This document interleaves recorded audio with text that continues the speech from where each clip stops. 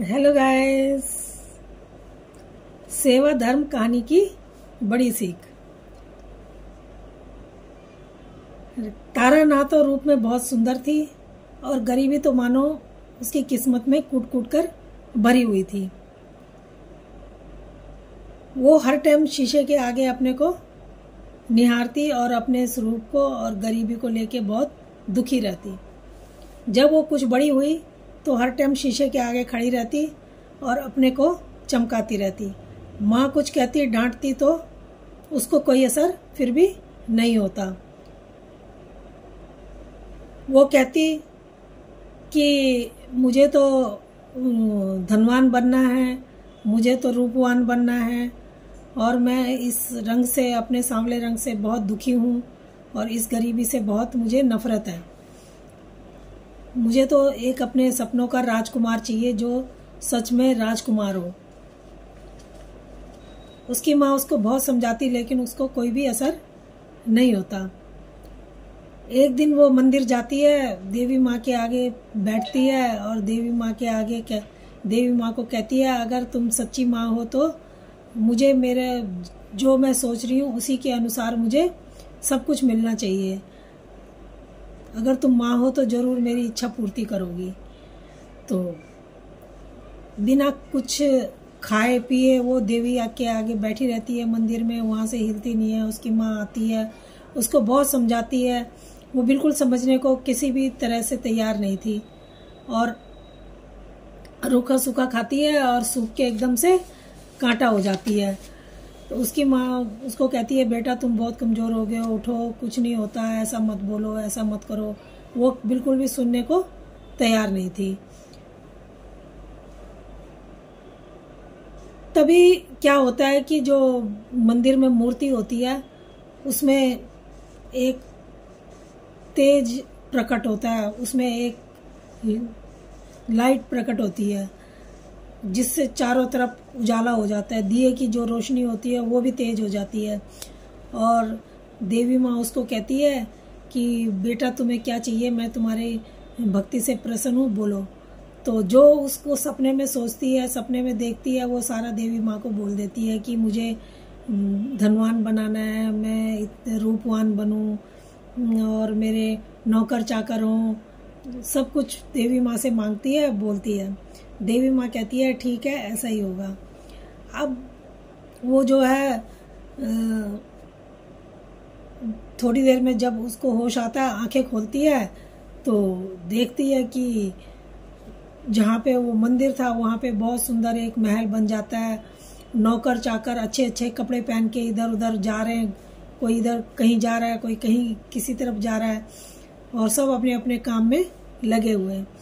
और वो अपने को देखती है, जब तो देखती है कि उसके कपड़े भी हीरे मोतियों से जड़े हुए हैं और वो भी बहुत, जब अपने को शीशे में देखती है तो बहुत सुंदर देखती है। वो खूब खुश हो जाती है।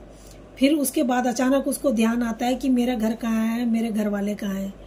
वो दासी से पूछती है, दासी कहती है कि छत में चढ़ के सब दिख जाएगा। वो छत में चढ़ती है और देखती है तो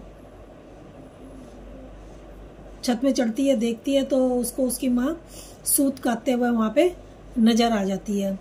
अब वो अपनी माँ को देख के एक नज़र फिर नीचे आती है और फिर अपने सपनों में दोबारा खो जाती है। अब वो वही दोबारा नौकर चाकर और ये बंगला गाड़ी उसी में खो जाती है, अपनी सुंदरता में खो जाती है। तभी उसको कहीं दूर से बंसी की आवाज़ सुनाई देती है जिसकी धुन इतनी मोहक होती है, इतनी सुरीली होती है कि वो उसमें खो जाती है और अपने जो सेवक होते हैं उनको आदेश देती है कि जाओ वो बंसी वाले को पकड़ के लेके आओ, जो भी बजा रहा है। वो उसको पकड़ के ले आते हैं। अब वो उसको देख भी नहीं पाती और बस उसकी जो धुन होती है उसको सुन के ही वो इतना मगन हो जाती है, वो खूब नाचती है। जब काफ़ी नाच जाती है, नाचते नाचते वो गिर जाती है और उसके जो बंसी बजा रहा था उसके पैरों में ही लोटपोट हो जाती है। अब जब उसको होश आता है तो उठती है वहाँ से और कहती है कि मैं नाच क्यों रही थी।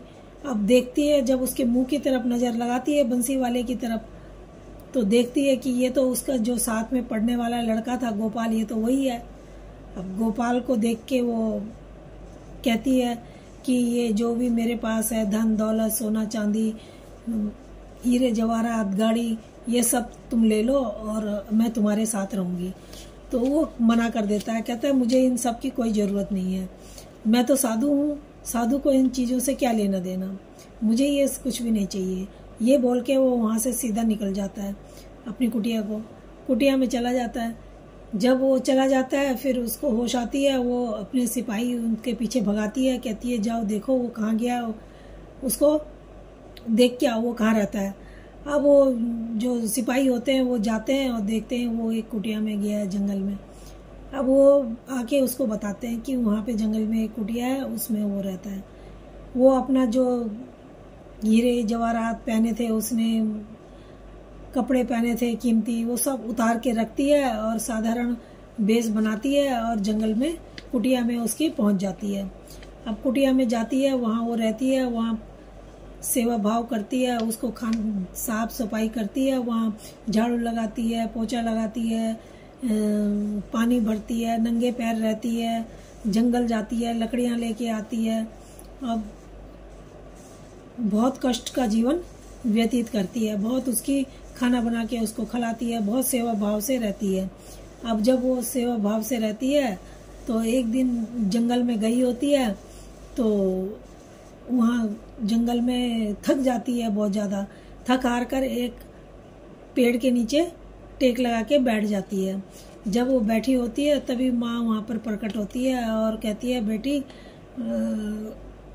जो तूने मांगा दे दिया, अभी और इच्छा है तो मांग सकती है, मैं देने को तुझे तैयार हूँ, मैं तेरी सेवा से खुश हूँ।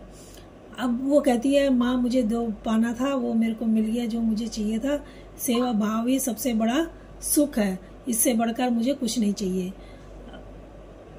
अब वो माँ जो है उसको अपने गले लगाती है और गले लगाने के बाद वहाँ से अंतर्धान हो जाती है, चली जाती है। इतने में गोपाल आता है। गोपाल उसको देखता है तो बहुत कमज़ोर हो रखी है, बहुत थकी हुई हो रही है। गोपाल उसको पूछता है तो वो बोलती है कि पूछता है कि तुझे क्या चाहिए। वो कहती है कि मुझे कुछ नहीं चाहिए, मुझे जो जिस काम में मैं लगी हूँ मुझे वही काम करने दो, मुझे सेवा भाव चाहिए। वो वहाँ पे हिरन होते हैं जंगल में, उनको भी पानी पिलाती है, तो सबकी सेवा करती है, पशु पक्षी जितने भी होते हैं जंगल में उनकी भी सेवा करती है। वो कहती है मैं सेवा भाव से ही रहना चाहती हूँ और मुझे इससे ज़्यादा कुछ नहीं चाहिए। तो दोस्तों आपको ये कहानी कैसी लगी? अगर अच्छी लगी है तो प्लीज़ लाइक और सब्सक्राइब ज़रूर करें। धन्यवाद।